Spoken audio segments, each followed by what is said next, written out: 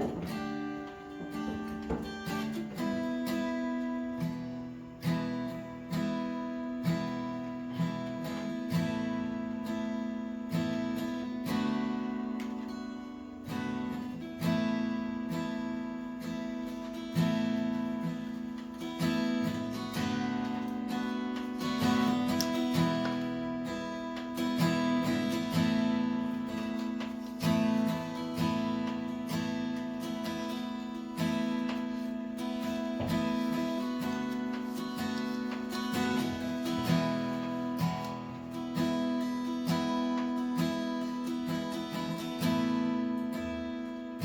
맑고 환한 밤중에 그 맑고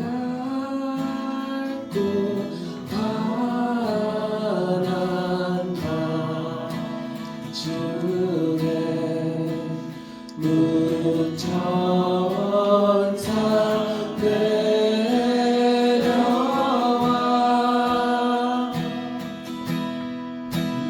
그 손에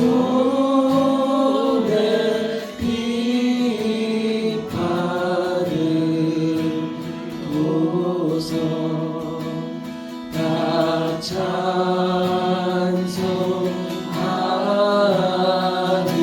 찬송하기를. 그 맑고 환한 밤중에 그 맑고 환한 밤중에 문천사 내려와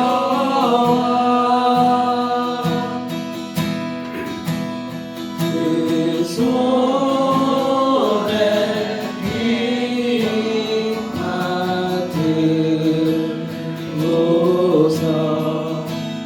다 찬송하기를.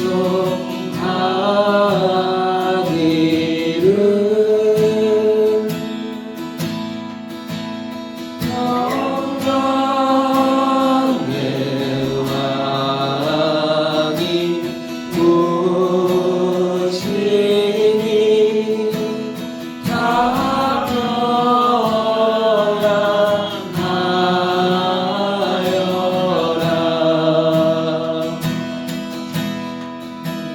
그 소란하던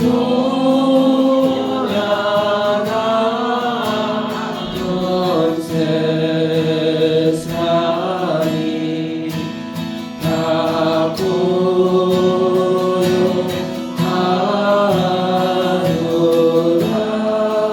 2절입니다. 무천사 날개 펴고서 무천사 날개 펴고서 이 땅에 내려와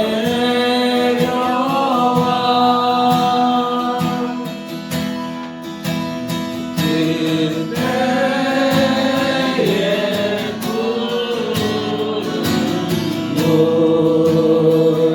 노래가 또다시 들리리.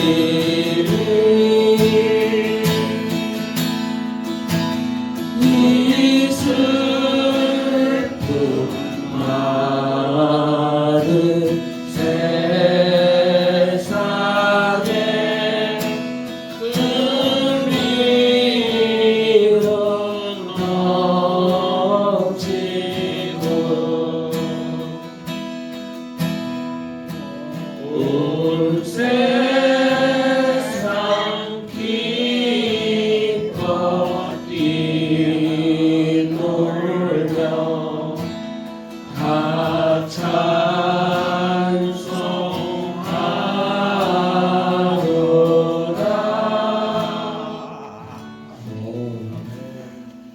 이 슬픔 많은 세상에 위로를 주시는 예수님을 오늘도 찬양하며 나아가길 소망합니다.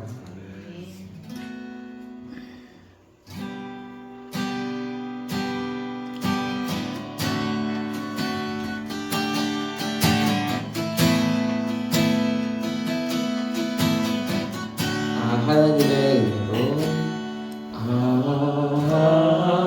하나님의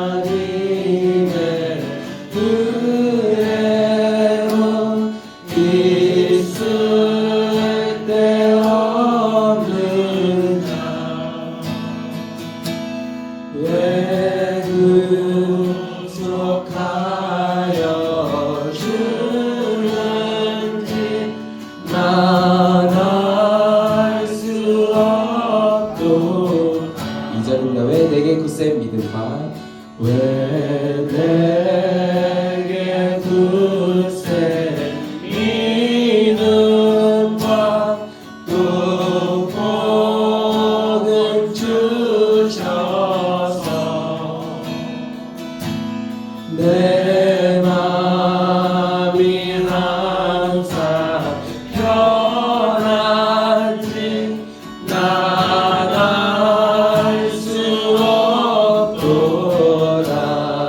내가 믿고 또 의지하는 내 모든 형편 아시는 주님 늘 보호해주실 것을 나는 확신이 아네. 왜 내게 성령 주셔서 왜 내게 성령 주셔서 내 마음을 감동해. 주 예수 믿게 하는지 주 예수 믿게 하는지 난 알 수 없도다. 내가 믿고 또 의지하는 내 모든 형편 하시는 주님 늘 보호해주실 것을 나는 확신이 내가 믿고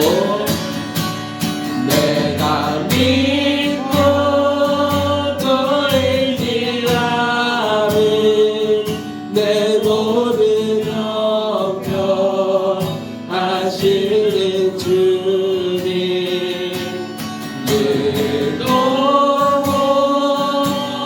도와주실 것을 나는 확신히 아네.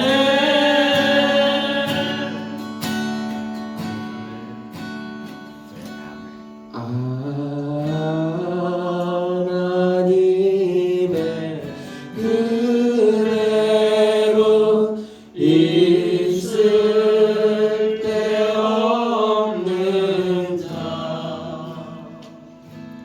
왜 구속하여 주는지 난 알 수 없도다. 하나님의 은혜로 하나님의 은혜로 있을 데 없는 자 왜 구속하여 주는지 왜 구속하여 주는지 난 알 수 없도다. 3절입니다. 왜 내게 성령 주셔서 왜 내게 성령 주셔서 내 마음을 감동해. 주 예수 믿게 하는지 주 예수 믿게 하는지 난 알 수 없도다. 내가 믿고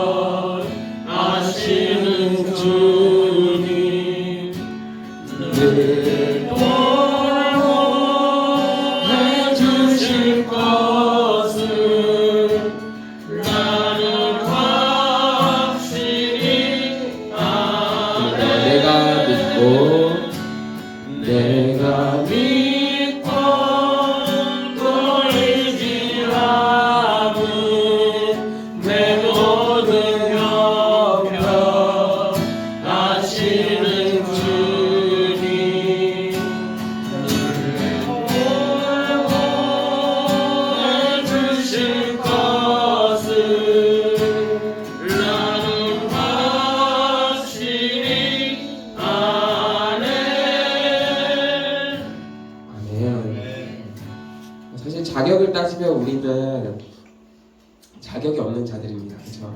근데 저는 그 사실을 알고 있음에도 불구하고 가끔 제 마음 한구석에 하나님 그래도 저 사람들보다 내가 낫잖아요 라는 생각이 항상 있어요. 하나님 저는 어릴 때부터 교회도 매주 나갔고 교회에서 뭐 이런저런 일들도 많이 하고 그래도 저 사람들보다 내가 낫잖아요 라는 생각이 항상 있는데 하나님께서는 예수님께서는 그때마다 저에게 아니 너도 그들과 크게 다르지 않아 라는 생각을 항상 주세요. 나는 그들을 위해서 십자가에 달려 죽은 게 아니라 윤기가 너를 위해서 내가 이 땅에 내려왔고 너를 위해서 십자가에 달려서 내가 피를 흘렸어 라는 마음을 항상 주시는 것 같아요. 그래서 이 시간 우리 이 대림절 기간을 맞아서 또 이 성탄절을 준비하며 그런 마음을 우리가 가지고 나아갔으면 좋겠습니다. 예수님께서 왜 이 땅에 내려오셨는지 그리고 왜 십자가에 달려 죽으셨는지 그것들을 우리가 잊지 않으며 나아가는 시간 되길 소원합니다. 함께 기도하겠습니다.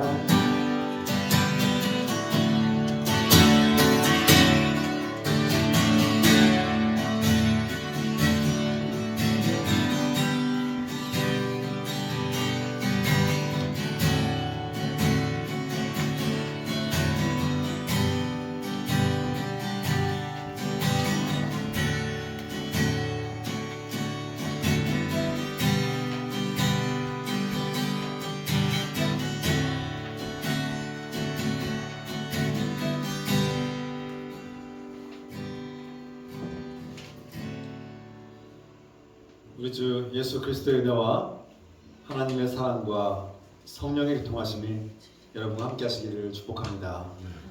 다같이 사도신경으로 우리 신앙을 고백합니다.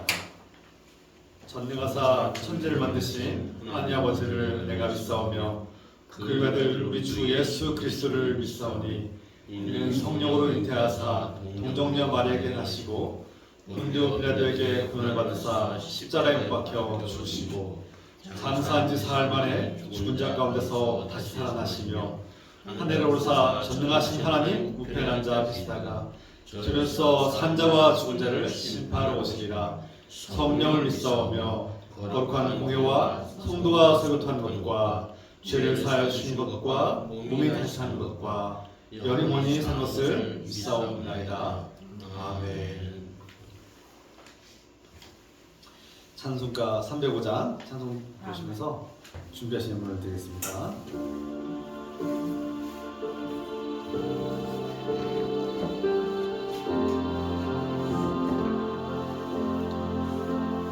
나 같은 죄인 살리신 주 은혜 놀라워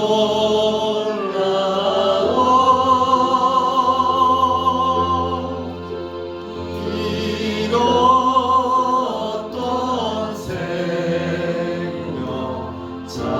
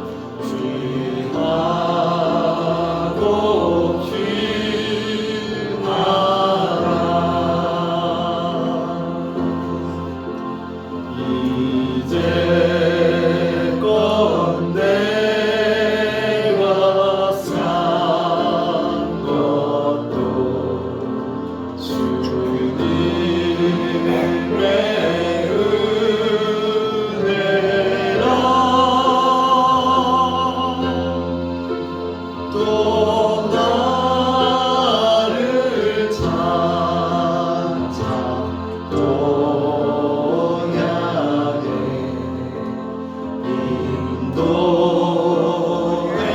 주시니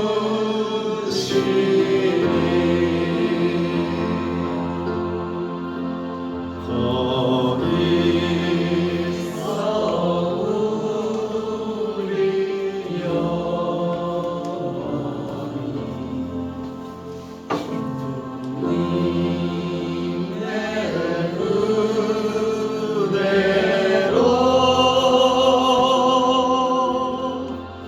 배처럼 밝게 살면서 주 찬양하리라.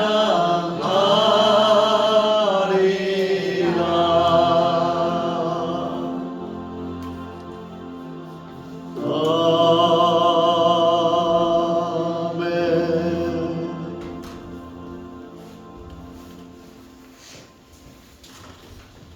이 시간 박성원 목사님께서 기도 인도하셨습니다. 사랑하는 하나님 아버지, 오늘도 이렇게 주님께 나와 예배 드릴 수 있어서 기쁘고 감사합니다. 쌀쌀한 겨울 날씨에도 우리 형제 자매들의 건강을 지켜주시길 구원합니다. 오늘도 이 시간 주님의 음성을 듣게 하소서. 주님, 우리 사람들은 문제없이 살고 있을 때 주님 없어도 살 수 있다고 생각합니다. 때론 자신이 아무런 문제 없는 의인이라고 착각하며 살 때도 많습니다. 때론 자신의 힘과 노력으로 스스로 구원받을 수 있다고 착각합니다. 주님, 우리의 어리석음과 교만을 회개하오니 용서해 주십시오. 하나님 아버지께서 우리를 용서하시고 은혜를 베풀어 주시니 감사합니다. 오늘도 주님의 마음을 본받아 주님께 돌아오는 사람들이 기뻐하며 관대하게 맞이하도록 도와주세요. 우리를 있는 모든 그대로 사랑하시고 받아주시는 주님의 은혜에 감사드립니다. 주님, 우리에게 날마다 필요한 것들을 아시오니 공급해 주세요. 주님, 우리 교회가 주님을 높여드리고 건강하게 성장하며 성숙한 교회가 되게 하소서. 오늘도 자비와 긍휼을 베풀어 주시는 예수님의 이름으로 기도합니다.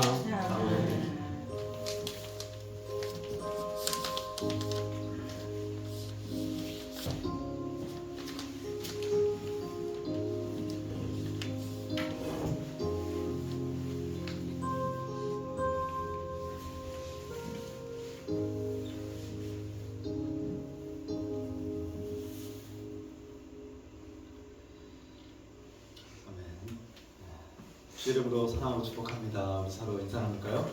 주 이름으로 환영하고 축복합니다. 사랑합니다. 반갑고 환영하고 축복합니다. 쌀쌀한 날씨 가운데 여러분 건강하기를 소망합니다. 몇 가지 소식을 전할게요. 이번 주일은 대림절 첫째 주일이고 다음 주일은 대림절 둘째 주일로 그렇게 되겠습니다.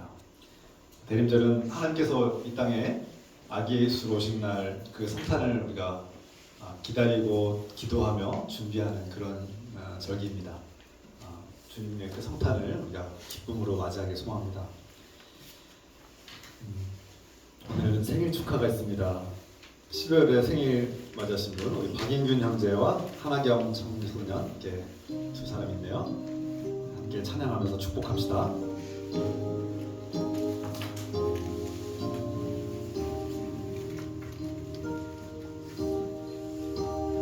당신은 하나님의 언약 안에 있는 축복의 통로, 당신을 통하여서 열방이 주께 돌아오게 되니, 당신은 하나님의 언약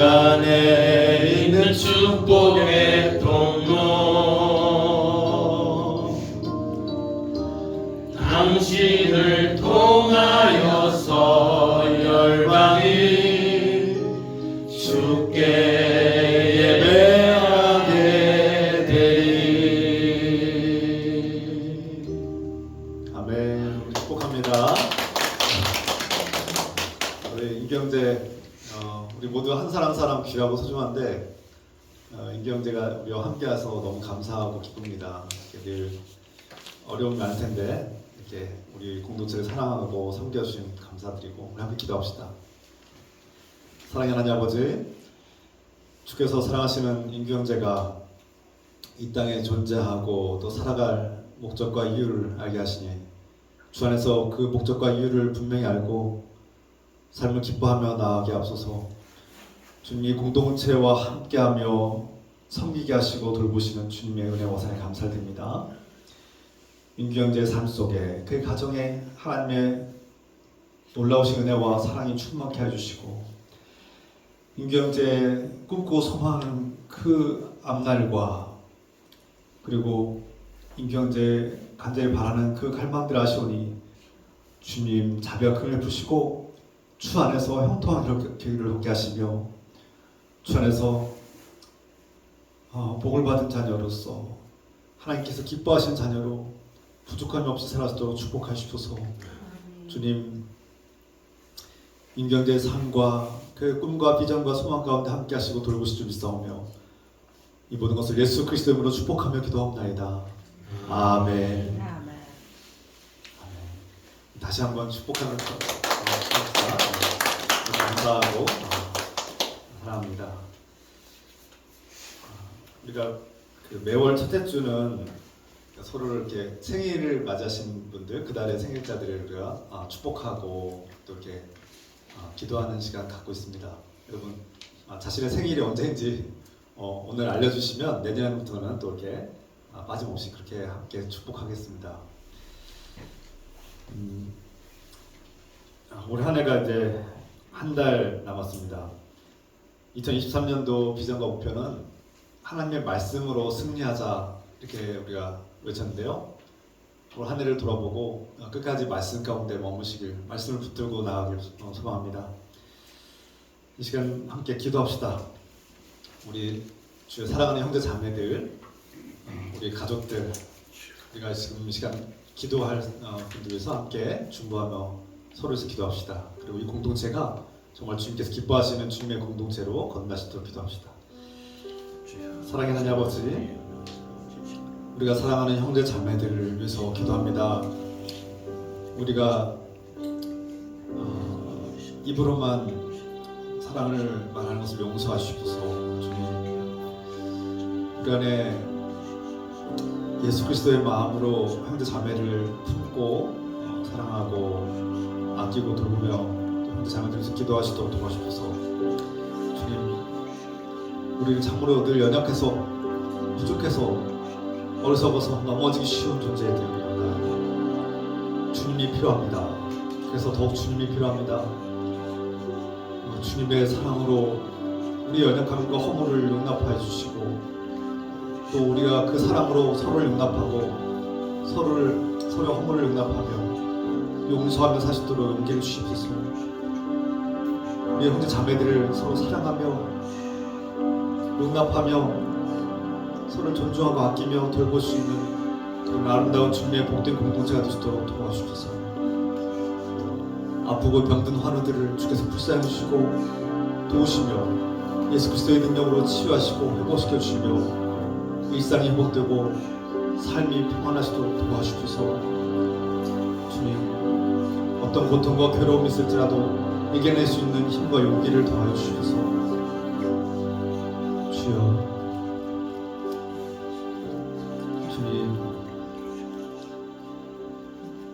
예수 그리스도의 이름으로 기도합나이다. 아멘.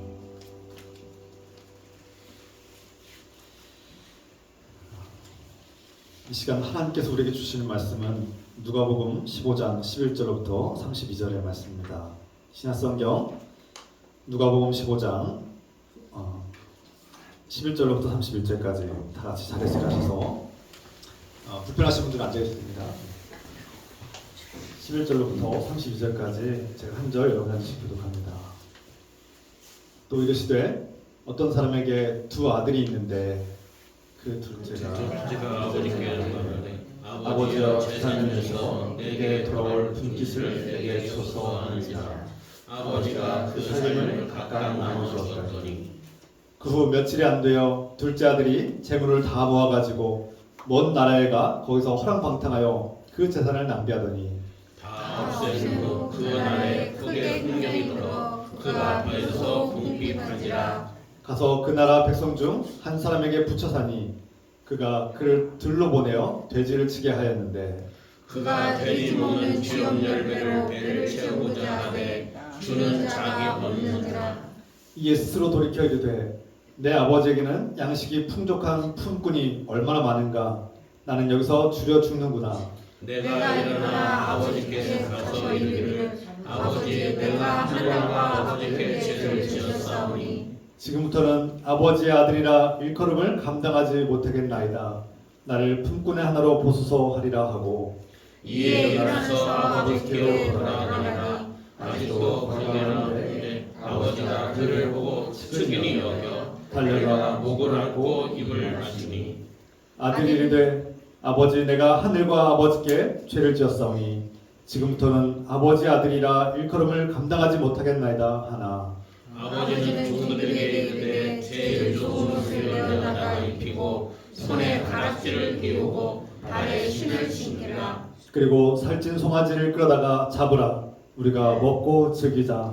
내 아들은 죽었다가 다시 살았으며 내가 이겼다가 다시 얻어오라 하니 그들이 즐거워하더라. 맏아들은 밭에 있다가 돌아와 집에 가까이 왔을 때에 풍악과 춤추는 소리를 듣고 한 종을 불러 이 무슨 일인가 물은데 대답하되 당신의 동생이 돌아왔음에 당신의 아버지가 건강한 그를 다시 맞아들이게 됨으로 인하여 살찐 송아지를 잡았나이다 하니 그가 노하여 들어가고자 하지 아니하거든 아버지가 나와서 거는데 아버지께 대답하여 이르되 내가 여러 해 아버지를 섬겨 명을 어김이 없거늘 내게는 염소 새끼라도 주어 나와 내 벗으로 즐기게 하신 일이 없더니 아버지의 살림을 청년들과 함께 삼켜버린 이 아들이 돌아오매 이를 위하여 살찐 송아지를 잡았나이다. 아버지가 이르되 예 너는 항상 나와 함께 있으니 내 것이 다 내 것이로다. 이 내 동생은 죽었다가 살아났으며 내가 잃었다가 얻었기로 우리가 즐거워하고 기뻐하는 것이 마땅하다 하니라. 아멘. 네, 잘 앉으시고 합니다. 지난 시간에 이어서 이 본문의 말씀을 두 번째 나누고 있습니다. 우리가 성경의 말씀, 특히 비유의 예수님께서 하신 비유 말씀을 우리가 읽고 이것을 이해할 때 문자적으로 곧대로 받아들이면 오해의 소지가 있습니다. 그래서 성경의 말씀, 특히 비유의 이야기와 현실의 말씀을 좀 구분할 필요가 있어요. 한 아버지가 있고 두 아들이 있다. 이 이야기를 들려주신 예수님이 왜 이 말씀을 하시는지 그 배경과 이유와 목적을 우리가 이해하고 이 말씀 메시지를 들을 필요가 있습니다. 우리가 이미 지난주에 나눴듯이 오늘도 본문을 읽었듯이 이 아버지에게는 두 아들이 있는데 이 둘째 아들이 아버지를 거부한 거예요. 나 아버지 필요 없습니다. 나는 아버지와 함께 사는 것도 싫고 아버지를 의지하는 것도 싫고 내 재산을 빨리 유산을 빨리 물려주셔서 난 그 재산을 받고 내 마음대로 살겠습니다. 이렇게 이제 결단한 거죠. 우리가 이미 결론도 알고 있습니다.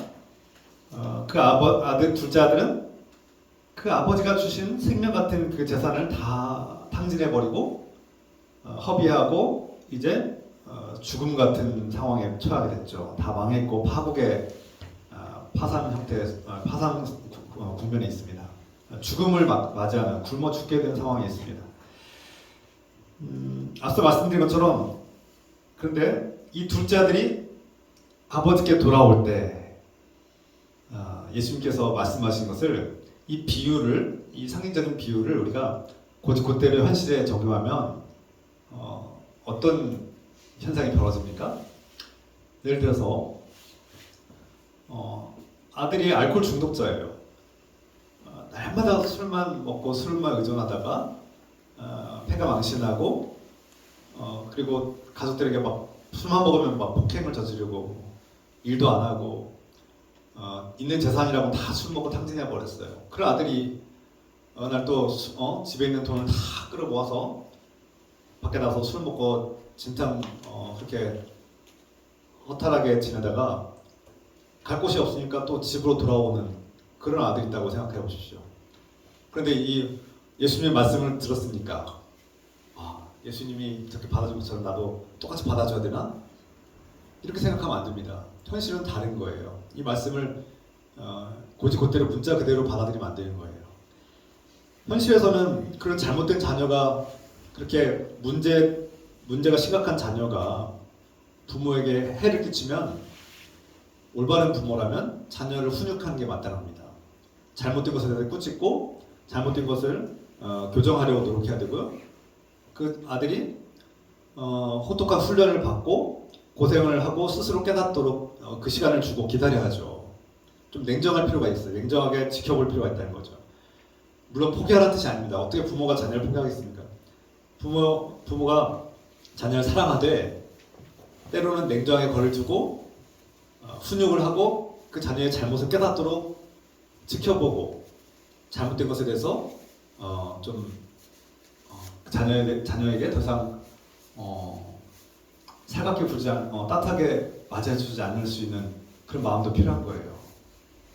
그게 현실에서는 교육이죠. 현실에서는 자녀를 대하는 올바른 교육 방식입니다. 그래서 무조건 기쁘게 받아줘라. 누가 왔는데 그냥 누가 큰 잘못을 하고 정말 용서받기 힘든 잘못을 했는데 무조건 받아주는 게 교회고 기독교인이고 그게 주님께서 가주신 가르침이다 이렇게 말하면 잘못된 거라는 거예요. 틀린 거라는 거예요. 그렇게 말하면 안 된다는 겁니다. 비유를 그런 식으로 비유의 말씀들을 곧이곧대로 문자 그대로 받아들여서 그렇게 똑같이 적용하면 안 된다는 거예요.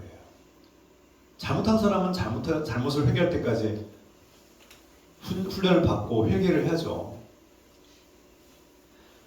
그러면 예수님 말씀 어떻게 이해해야 됩니까?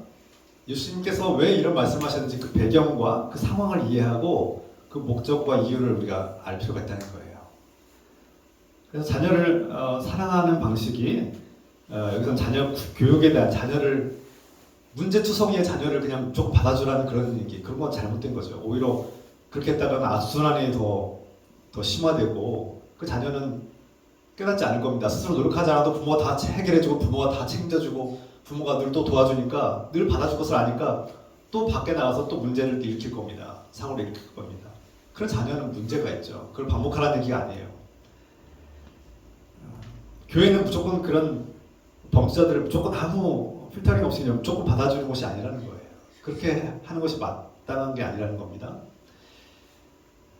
그럼 어떻게 하라는 얘기냐? 예수님께서 하신 말씀의 이 메시지의 핵심은 하나님 나라의 원리를 말씀하시는 거예요. 영적 원리죠. 하나님 아버지의 마음이 어떠한가? 하나님께서 우리를 어떻게 바라보시는가?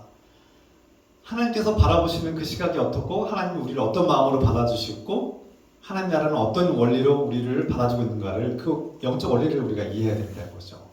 그러니까 현실에서 이 말씀을 곧이곧대로 받아들이면 안 되는 거예요. 적용하면 안 되는 거예요. 이 말씀을 통해서 우리는 하나님 아버지, 여기서 아버지와 두 아들에서 이 아버지는 하나님 아버지, 우리 하나님을 상징하고 있죠. 그 두 아들은 우리 하나님을 믿는 사람들, 또 하나님을 거부한 사람들을 상징합니다.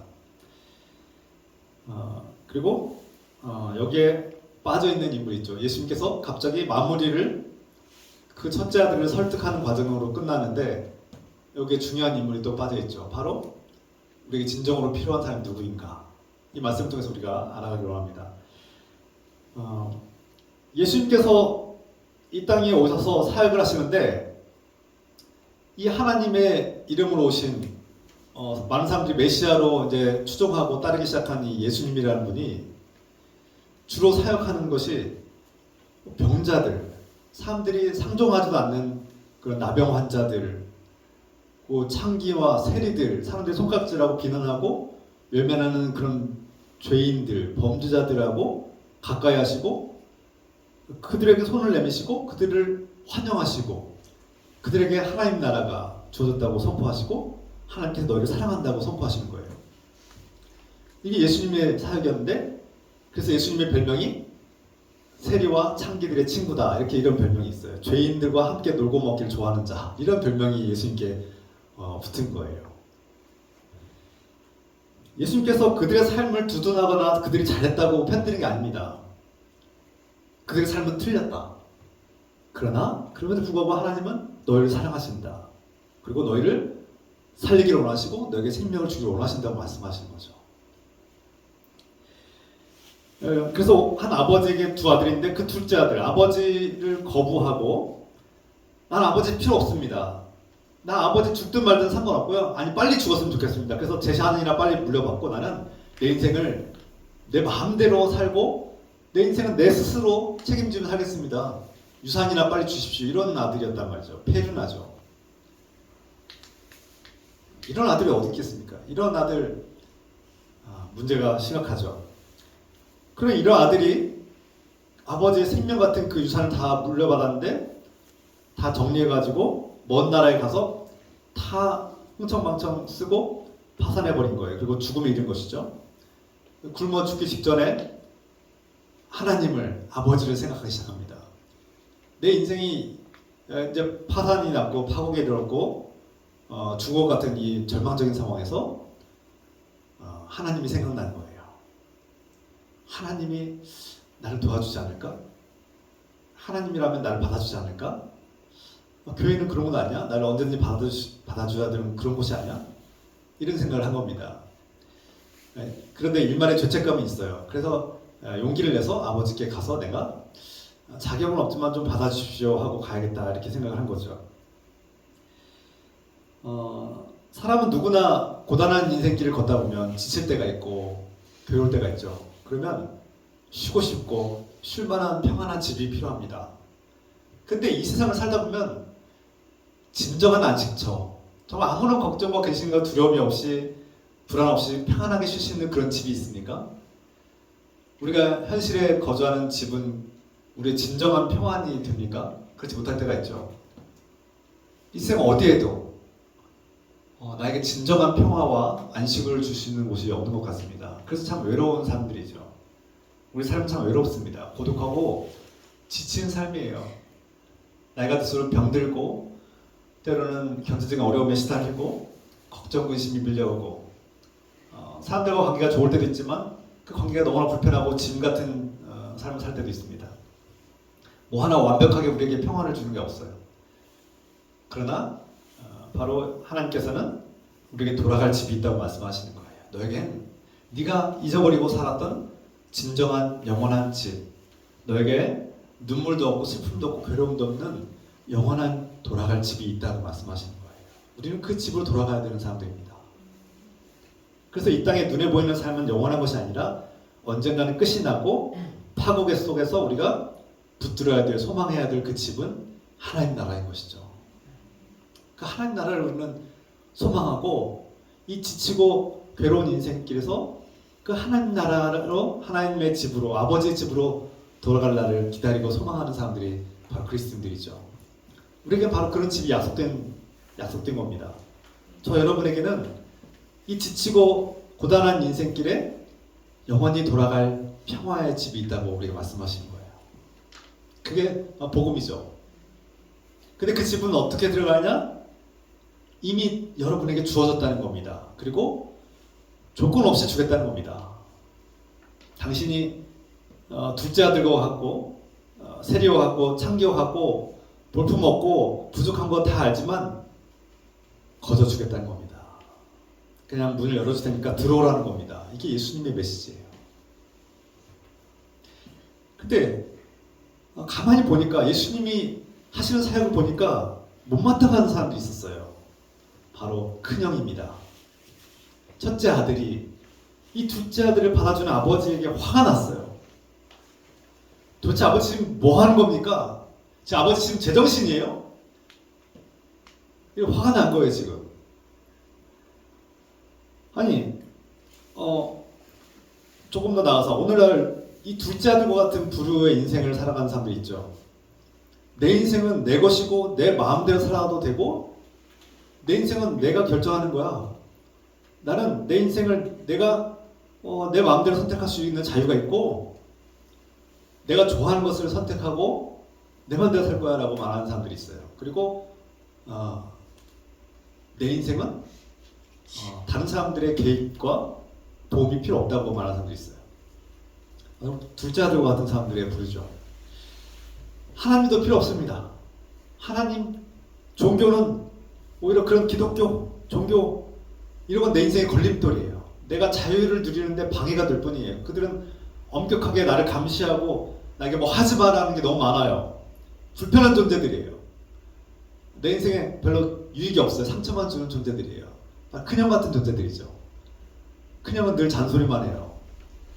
너 같은 동생, 너 같은 아들 때문에 우리 집 망했어 라고 막 비난해요. 너 같은 사람은 우리 집에 들어올 수가 없어 라고 비난해요. 이런 큰형이 집에 지키고 있으니까 이 큰형도 꼴 보기 싫어요. 그러니까 집 나가는 거예요. 교회를 떠나는 사람들이 오늘 얼마나 많습니까? 특히 젊은이들이 교회를 왜 떠납니까?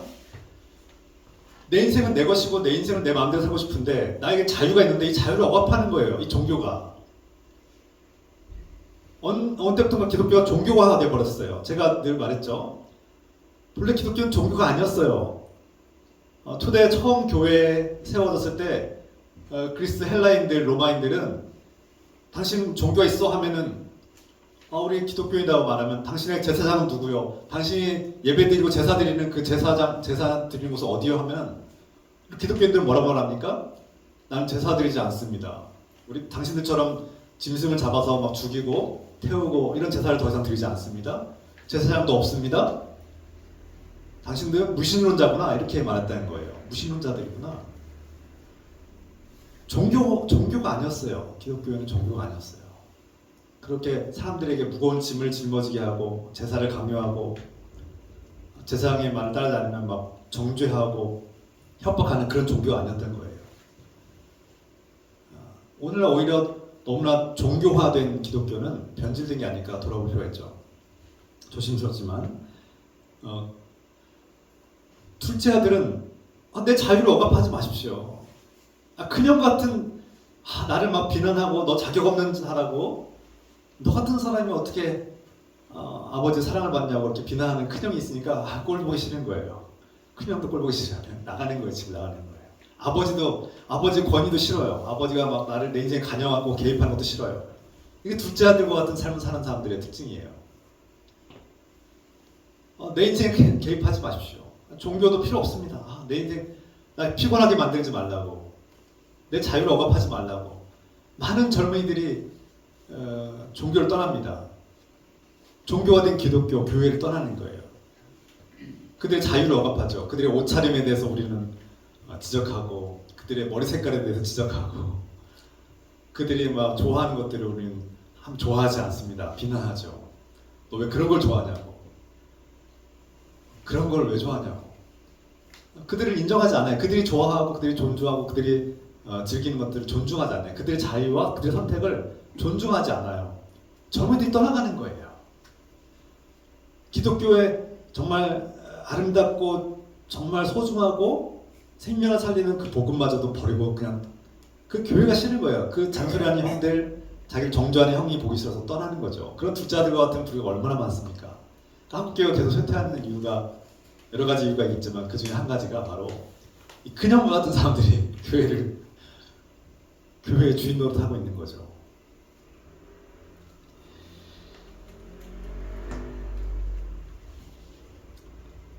둘째 아들들에게도 뭐 잘한 것이 없습니다. 둘째 아들들은 하나님 아버지를 거부하고 자기 인생을 자기 마음대로 살려고 해요.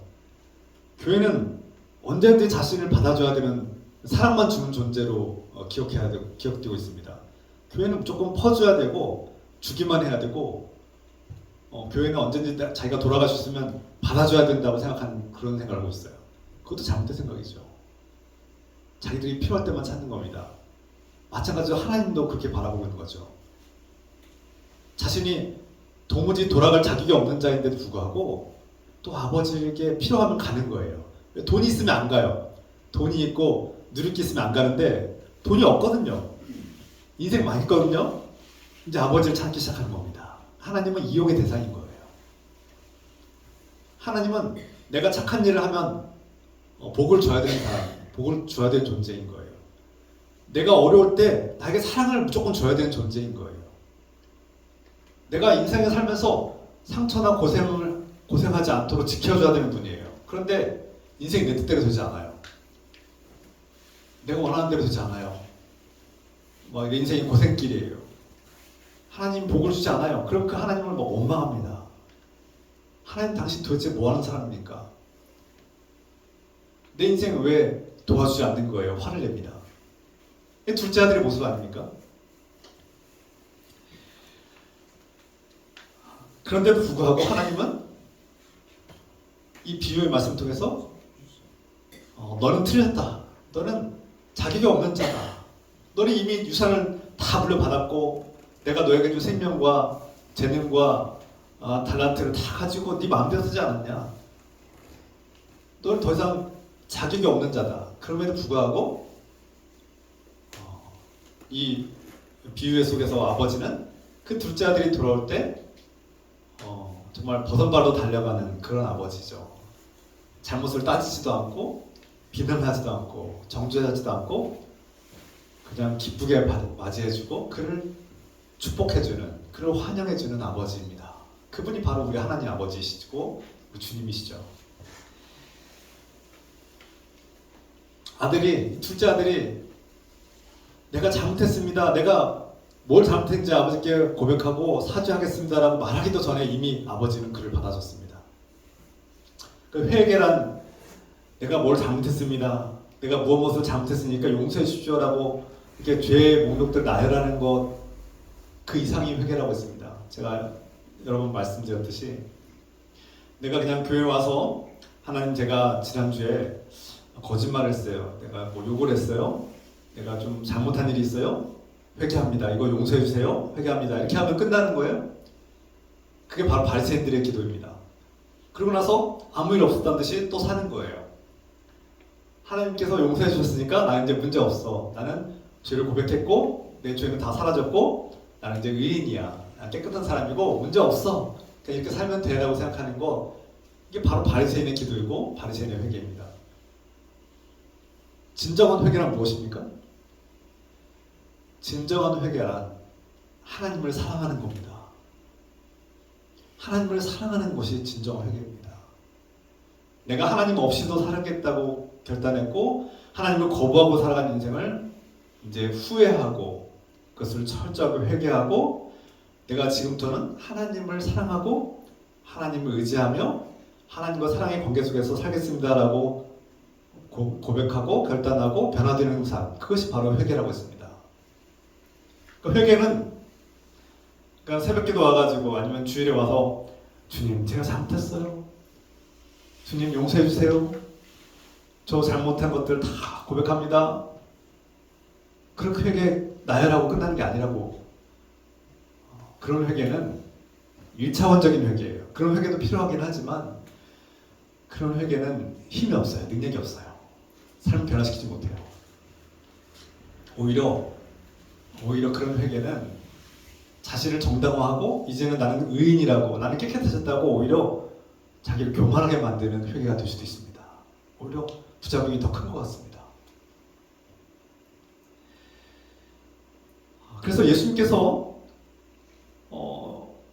주로 하신 사역들이 세리와 창기와 같은 사람들, 죄인들, 버림받고 문제 있는 사람들, 종교를 등지고 떠난 사람들, 교회 밖에 있는 사람들을 향해서 손을 내밀고 그들을 환대하고 초대하는데 거기서 끝나지 않은 거예요. 앞서 말씀드린 것처럼 누가복음 15장에는 100마리 양 중에 한 마리가 무리를 이탈해서 도망쳤을 때, 길을 잃어버렸을 때 99마리의 양을 놓고 한 마리를 찾아나선 그 목자의 심정으로 하나님께서 우리를 사랑하신다는 것을 보여주십니다. 잃어버린 양을 찾아나시는 주님의 사역을 말씀하고 있는 거죠. 두 번째 비유에서도 동전을 잃어버린 여자가 그 동전을 찾기 위해서 온 집안을 뒤지고 샅샅이 뒤지고 열심히 찾습니다.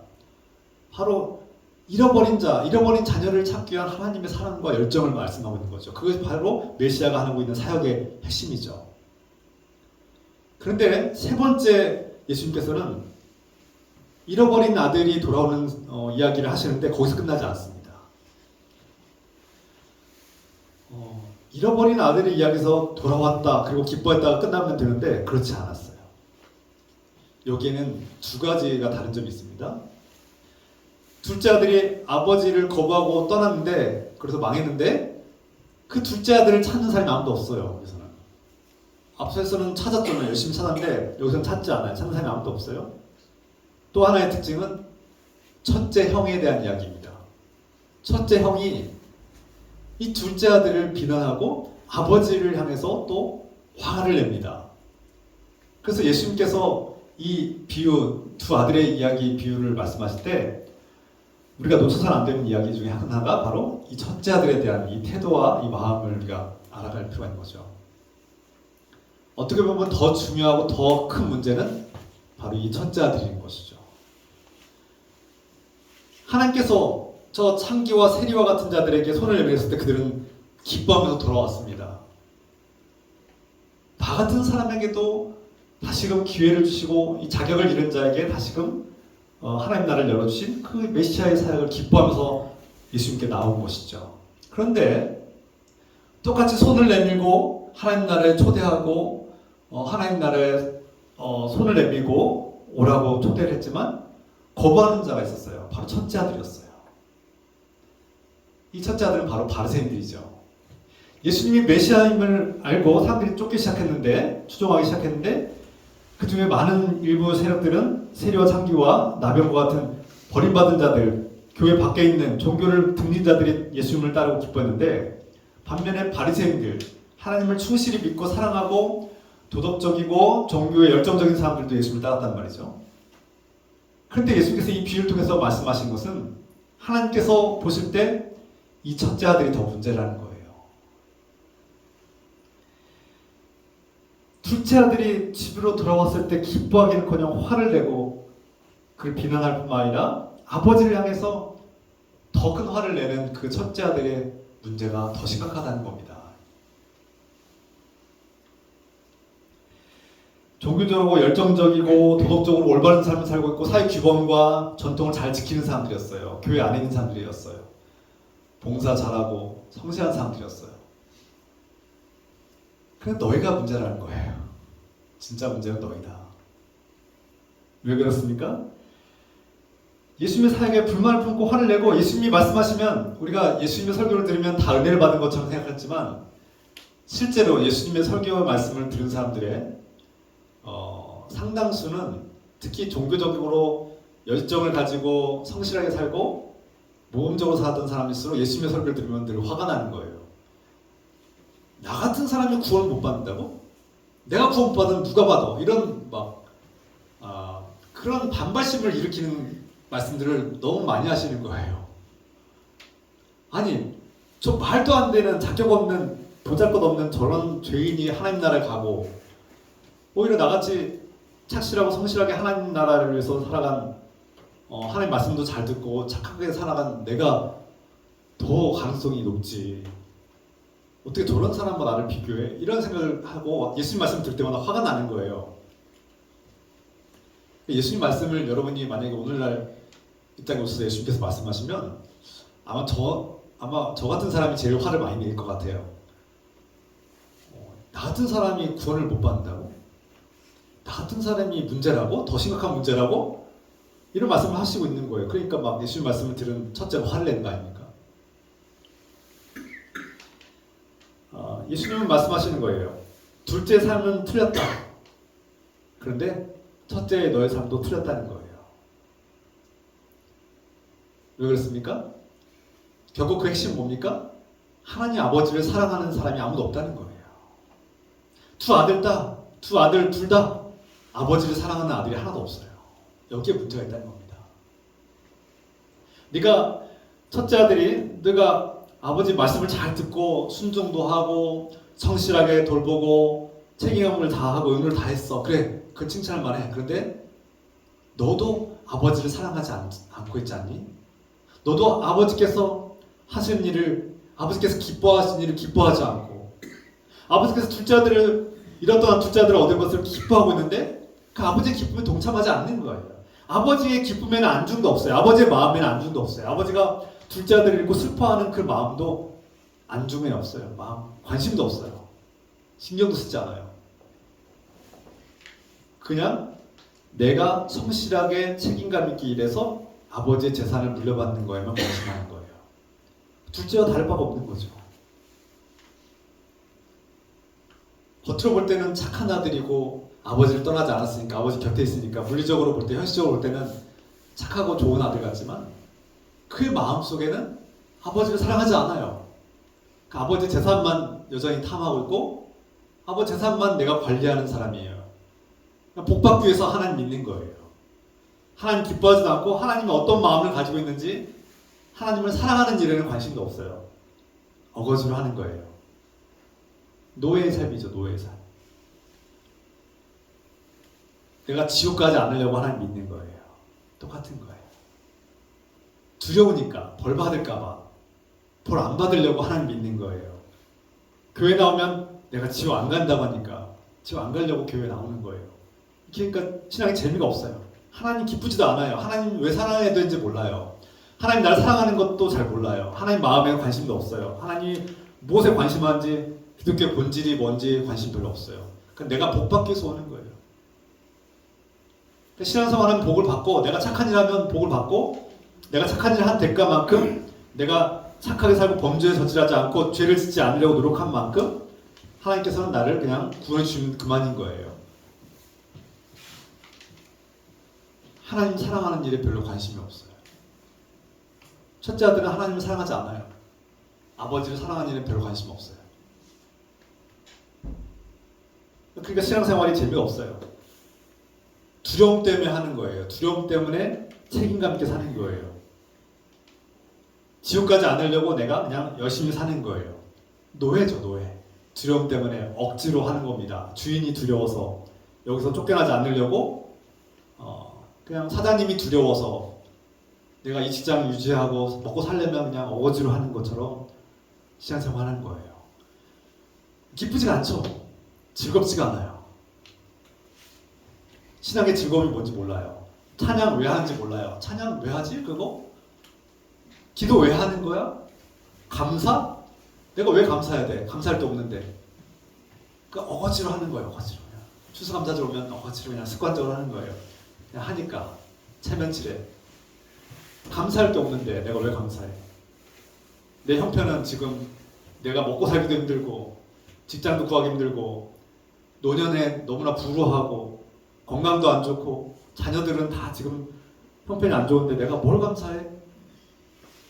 이런 마음인 거예요. 하나님 하나도 기쁘지 않아요. 하나님. 왜요? 하나님 내가 노력한 만큼만 갚아줘야 하는데 하나님이 내가 노력한 만큼 갚아주지 않는 것 같거든요. 하나님하고 거래하는 거예요. 필요할 때만 찾는 거예요. 내가 성공하고 잘 먹고 잘 살고 문제없이 살 때 평안하고 건강할 때는 하나님 필요 없어도 돼요. 하나님 없어도 잘 살아요. 둘째 아들과 같죠. 그때 그 돈이 다 떨어졌어요. 내가 굶어 죽을 것 같아요. 내 인생이 너무나 외로워요. 내 마음이 너무나 절박해요. 하나님 찾아요. 하나님 이용의 대상인 거예요. 하나님 필요할 때만 필요한 존재고 나에게 복을 빌 때만 필요한 존재인 거예요. 그리고 내가 거기에 제사를 드려요. 예배를 드려요. 내가 봉사해요. 헌금을 해요. 그리고 그 대가가 주어지길 기대해요. 근데 내 인생이 내 뜻, 그 기대한 대로 뜻 풀리지 않아요? 그럼 하나님께 화를 내는 거예요. 당신 이럴 수 있어? 내가 지금까지 평생 동안 노력한 게 얼만데, 내가 당신에게 헌금한 게 얼만데, 내가 당신에게 수고하고 봉사한 게 얼만데 내가 내 인생 내가 이 모양 이 꼴이야. 하나님께 화가 나는 거예요. 첫째 아들의 모습인 거죠. 첫째 아들의 마음인 거예요. 하나님 사랑하는 일에 관심도 없어요. 아버지의 마음이 뭔지, 왜 둘째를 기뻐하는지, 왜 둘째에 관심하고 저 둘째를 받아주는지 화가 나요. 그냥 하나님 하는 일 못마땅해요. 못마땅한 거예요. 반항하죠. 그러니까 당신 이럴 수 있어? 아버지란 사람이 이럴 수 있어? 저 자격도 없는 놈 받아주는 게 이게 말이 돼? 화가 나는 거예요. 화가 나는 거예요. 교회 밖에 있는 사람들이 복을 받으면 화가 나는 거예요. 내가 지금 교회에서 수고하는데도 나는 이렇게 사는데 볼품없이 사는데 교회 밖에 있는 사람들은 잘 먹고 잘 사는 거예요. 화가 나요. 화가 나. 당신 이럴 수 있어? 하나님이 정말 이럴 수 있어? 막 화가 나는 거예요. 하나님께 화가 날 때 제가 늘 돌아보랬죠. 뭔지 모르겠지만 자신 안에 화가 많고 화가 날 때는 영적인 문제가 있는 겁니다. 하나님과 관계에 심각한 문제가 있다는 거예요. 제가 늘 말씀드리잖아요. 분명히 문제가 있다는 겁니다. 그 영혼이 피폐해진 거예요. 결국은 큰 잔치가 벌어졌고 기쁨과 축제가 벌어졌는데 이 첫째 아들은 끝까지 그 잔치에 들어가지 않습니다. 예수님께서 하나님 나라의 생명 잔치를 여셨는데 창기와 세리들은 그 잔치에 참여하는데 정작 하나님 말씀을 잘 듣고 순종을 잘한다고 하는 그 바리새인들은 들어오지 않는 거예요. 그 잔치에 들어오지 않는 거예요. 예수님의 그 사역, 하나님 나라 운동에 세리와 창기들은 동참하고 그의 친구가 되고 있는데 정작 하나님 말씀을 수호하고 하나님의 종교적 열성 있는 자들이라고 말하는 그 바리새인들은 정작 예수님의 사역에 동참하지 않는 겁니다. 안타까운 거예요. 안타까운 거예요. 둘 다 틀렸어요. 첫째도 틀렸고 둘째도 틀렸어요. 그런데 주님은 그럼에도 불구하고 사랑의 손길을 내밀고 오라는 겁니다. 아버지가 나가서 얘야 너는 이미 다 받았지 않니? 내 것이 다 내 것이 아니니? 너는 이미 하나님 나라를 다 받지 않았니? 너도 이 잔치에 참여하자. 들어오렴 하고 손을 내밀지 않습니까? 그런데 둘째 아들이 어떻게 해요? 끝까지 화를 내면서 아버지의 손길을 외면합니다. 정작 복을 받고 하나님 나라의 영광을 누리고 기뻐해야 될 첫째는 자신이 받은 복이 무엇인지도 모른 채 화만 내면서 아버지를 사랑한 일에는 관심도 없고 정작 아버지께서 열어주신 그 생명잔치에 들어가지 않는 겁니다. 아버지께서 못 들어오게 한 것이 아니라 본인이 들어가지 않는 거죠. 여기에 심각한 문제가 있다는 거예요. 둘째도 틀렸고 잘못이지만 문제가 심각하지만 첫째로 살아가는 네가 더 문제가 아니니? 너야말로 더 큰 문제에 빠진 거 아니니? 결국 어떻게 됩니까?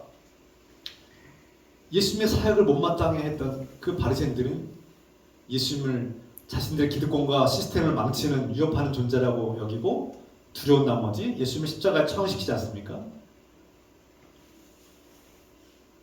더 심각한 문제를 일으키는 자들이 바로 첫째와 같은 자들. 오늘날 한국 교회가 가만히 보면은 그 내부를 들여다보면 평안한 교회가 없습니다. 여러분 겉으로 볼 때는 저 교회는 참 평안해 보이지만 막상 들어가 보면 저 교회는 온갖 상처투성이와 갈등과 분쟁과 다툼이 멈추지 않아요. 우리 교회도 뭐 예외가 아니죠. 한국 교회 대부분 교회가 그렇습니다. 왜 그럴까요? 첫째 아들과 둘째 아들이 끊임없이 싸우기 때문입니다.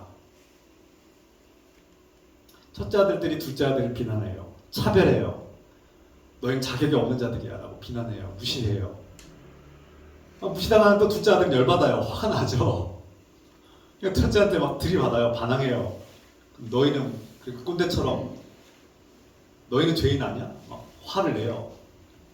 서로 싸우는 겁니다.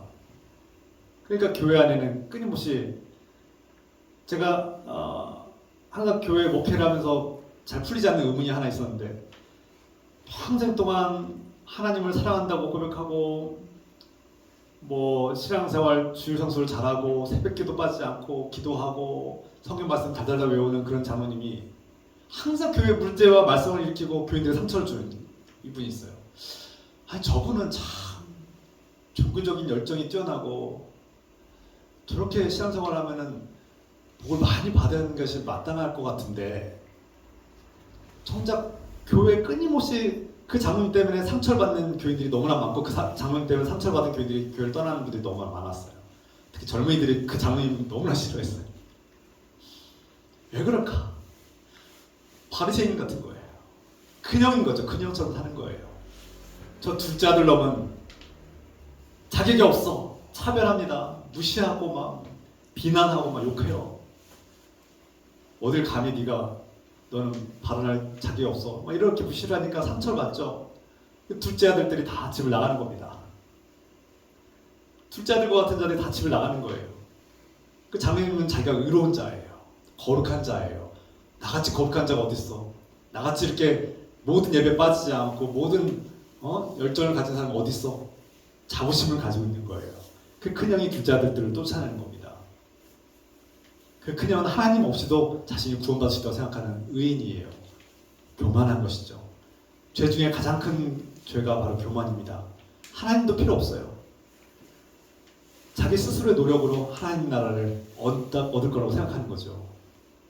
이 교만의 죄가 바로 큰형과 같은 사람들이 교회의 심각한 문제, 바로 네가 더 문제라고 하는 겁니다. 예수님은 저 둘째 아들도 심각한 문제가 있지만 너야말로 진짜 아버지의 마음을 모르고 아버지의 마음을 외면하고 아버지를 사랑하기커녕 반항하고 문제를 일으키는 진짜 문제다. 바로 너다.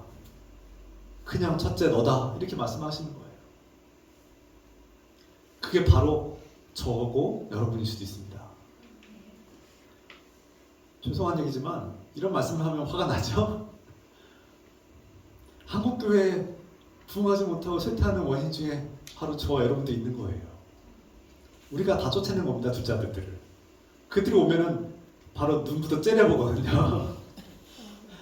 저 주일 성수 안 하는 인간들 째려보거든요. 비난하거든요. 저 봉사하지 않는 인간들이 교회에서 막 설치거든요. 못마땅한 거예요. 둘째 아들이 와서 막 주인공 노릇하거든요. 좋은 옷을 입고 막 가락지를 끼고 막 신발을 신고 있으니까 막 못마땅하고 화가 나는 겁니다. 하나님 이럴 수 있어요? 나한테는 복을 주시지 않고 나한테는 재물의 복도 주지 않고 성공도 못하게 하시던 성공도 안 주시는데 또 둘째 아들을 그렇게 받아주시고 기쁘게 받아주신다고요? 교회는 늘 갈등이 있어요. 둘째 아들들을 집을 나가게 하는 거예요.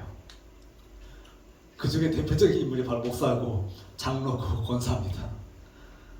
상처받는 사람들이 젊은이들이 우리 교회에 들어온 걸 힘들어해요. 두려워해요. 내 자유 뺏길까봐. 어른들이 막 못마땅하게 여기거든요. 젊은이들이 교회 오면요. 잔소리가 많아요. 너 왜 그렇게 사니? 너 왜 직장은 왜 그렇게 하고? 너의 옷차림은 왜 그렇게 하고? 머리 색깔은 그게 뭐고?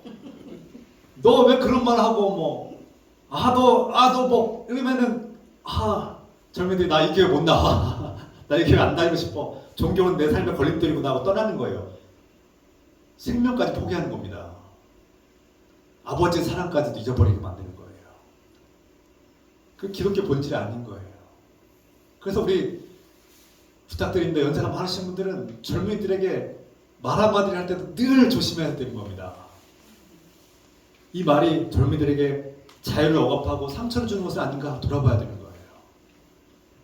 특히 청소년들에게, 저도 잘 안 되지만 청소년들에게 너 왜 주일성수 안 지키고 너 왜 그렇게 행동하고 공부가 인생의 전부는 아니야 이런 식의 얘기를 하면 뭐 좀 외모적으로 좀 이렇게 퉁퉁한 사람들에게 너 살 좀 빼 이렇게 말하면 당장 교회 나오지 않는 거예요. 외모를 막 지적질하고 너 왜 결혼 안 하니 뭐 이런 말 하고 막 그러면 이제 막 너 왜 혼자 사니 이런 말 하면 막 지긋지긋한 거예요. 상처를 받거든요.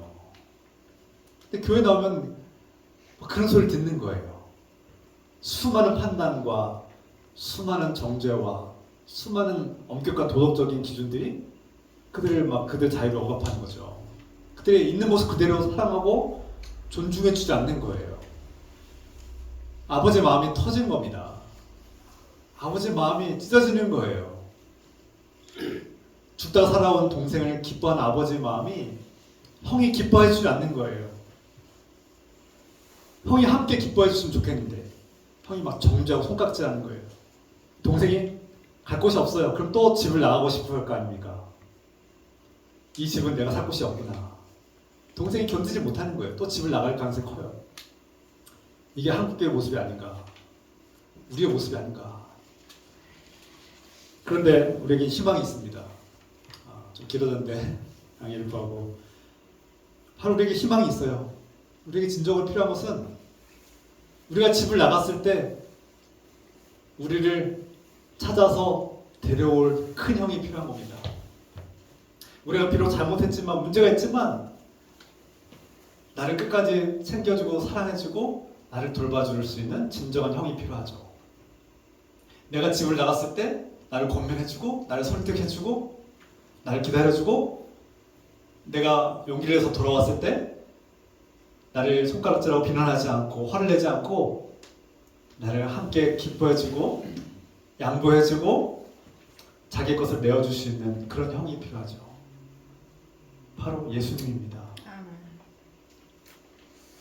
이 현실 속에서는 우리의 이 세상에서는 그런 진정한 형이 없어요. 저도 그런 형이 못 돼요. 현실에서 아까 말씀드렸죠. 현실에서는 심각한 중범죄를 저지른 그 둘째가 오면 혼을 내야죠. 화를 내야죠. 그게 맞습니다. 그런데 우리가 진정으로 영적인 구원을 받으려면 우리의 이 문제투성인 이 죄인의 삶을 있는 모습 그대로 용서하고 받아주시는 큰 형이 필요하죠.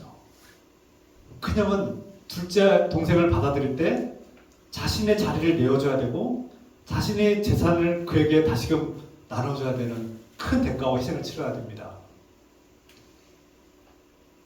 바로 예수님께서 피를 흘려서 자신의 목숨을 내어놓음으로써 우리가 둘째 아들과 같은 우리가 바로 하나님 나라를 얻게 된 겁니다. 그 첫째 아들이 이미 유산을 다 물려받았기 때문에 둘째 아들은 아무것도 없어요. 첫째 아들이 우리의 영원하신 맏형이 되신 예수님이 하나님 나라의 자리를 양보하시고 내어주실 때 그 십자가의 은혜로 우리는 그 하나님 나라의 자녀가 되는 것이고 아버지께서 기뻐하시는 자녀로 다시금 복권되는 겁니다. 저 여러분들이 둘째 아들과 같은 저 여러분들이 바로 이 큰형의 희생과 양보로 하나님 나라를 얻은 것이죠. 이것이 하나님의 은혜요. 주님의 예수 그리스도의 십자가의 은혜입니다. 우리가 새신자가 올 때 기존에 있던 오랫동안 신앙생활 하시는 분들은 많은 것을 잃어버리고 빼앗길 수도 있습니다. 여러분들이 양보하지 않으면 그 새신자들은 설 곳이 없어요. 둘째 아들과 같은 그 새신자들이 용기를 내서 이 교회에 발을 디딜 때 여러분들이 그 엄격한 눈으로 도덕적인 잣대로 그들을 차별하기 시작하면 그들은 다시금 집을 나가야만 합니다. 그들에게 자리가 없었기 때문이죠. 큰형과 같은 여러분들이 우리가 그 둘째 아들을 너그럽게 용납할 때 아버지의 마음, 예수 그리스도의 마음을 품고 그들 너그럽게 받아줄 때 하나님께서 기뻐하시고 생명의 잔치가 우리 안에 펼쳐지게 될 것입니다. 저 여러분들 우리 모두가 둘째 아들이든 첫째 아들이든 생명잔치에 참여해서 함께 기뻐하고 하나님 아버지와 사랑의 관계가 회복되기를 주 예수 그리스도의 이름으로 축원합니다. 기도합시다. 사랑의 하나님 아버지, 우리는 아버지를 거부하고 아버지 없이 내 맘대로 살아온 둘째 아들과 같은 사람들입니다. 그런데 영원한 큰형이신 예수님께서 십자가의 은혜로 자신의 피로 우리를 받아주셔서 이제 우리도 하나님 나라에 거할 곳이 생겼습니다. 우리도 다시금 하나님의 아버지의 자녀로 복권되었습니다. 이것을 기뻐하고 감사드립니다. 주님, 때로는 첫째 아들과 같이 종교적 열정과 도덕적인 잣대로 나는 의인인 것처럼 행동하고 나와 다른 사람들, 교회 밖에 있는 사람들, 둘째 아들과 같은 사람들 비난하고 손가락질하는 것은 아닌가 돌아보게 됩니다. 그래서 첫째 아들과 같이 하나님께 화를 내고 내가 선한 행실을 한 만큼 보상을 주지 않는다고, 대가를 지불해주지 않는다고 화를 낸 것은 아닌가 돌아보게 됩니다. 그래서 그 생명잔치를 기뻐하지 못하고 하나님 아버지의 마음을 기뻐하지 못하고 함께 누리지 못하고 화만 내면서 불평하며 하나님께 원망을 살고 억지로 신앙생활을 한 것은 아닌가 돌아보게 됩니다. 주님, 우리의 교만함을 용서하여 주시옵소서. 때론 둘째와 같고 때론 첫째와 같은 우리를 돌아보면서 둘 다 틀렸지만 여전히 둘 다 사랑하시고 둘 다 용납하시고 둘 다 기쁨으로 받아주시고 손을 내밀어 주는 주님의 은혜와 사랑에 감사드립니다. 오늘 이 말씀을 붙들고 우리 함께 이 말씀을 결단하고 또 실천하기로 하며 함께 또 기도하겠습니다. 주여 하나님 아버지, 오늘 이 말씀 주셔서 깨닫게 하시고 이 말씀대로 살아가시도록 용기를 부어주시고 결단하며 나아가게 하소서. 주님, 우리가 때론 둘째 아들과 같고 때론 우리는 첫째 아들과 같았음을 우리 어리석음과 연약함을 보라고 됩니다. 우리의 교만함을 보게 됩니다. 주님 회개합니다. 용서해 주시소서. 우리의 잘못 걸어서를 용서해 주시고 깨닫게 해주시고 아버지와 사랑의 관계를 행복하게 도와주셔서 하나님을 기뻐하게 하소서.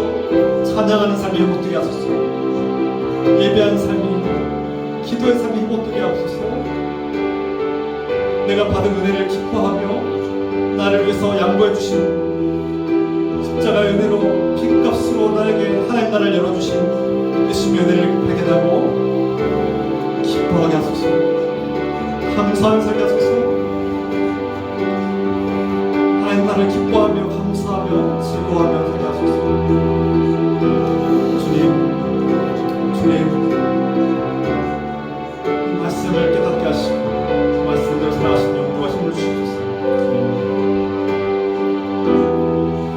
주님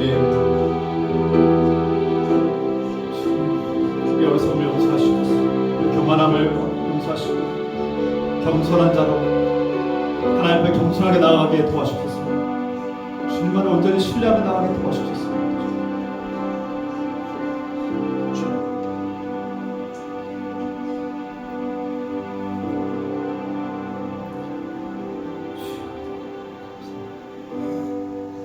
사랑하는 아버지, 둘째 아들을 위해서 둘째 아들의 생명을 구원하기 위해서 당신의 자리를 양보해 주시고 피를 흘리시며 십자가에 짊어지신 예수 그리스도의 은혜에 감사드리며 또 우리를 있는 모습 그대로 사랑하시고 둘째 아들과 같이 우리를 기쁨으로 받아주시는 우주 하나님 아버지의 사랑과 또 예수님의 마음과 아버지의 마음을 헤아리고 우리도 함께 그 생명자체를 기뻐하고 또 너그럽게 둘째 아들을 받아줄 수 있는 첫째가 될 수 있도록 격려하시고 응원하시는 우주 성령님의 교통과 말씀하심이 오늘 우리 본교회와 이 땅의 주민 자녀들 위해 지금부터 영원토록 함께 해주시기를 간절히 축원하옵나이다.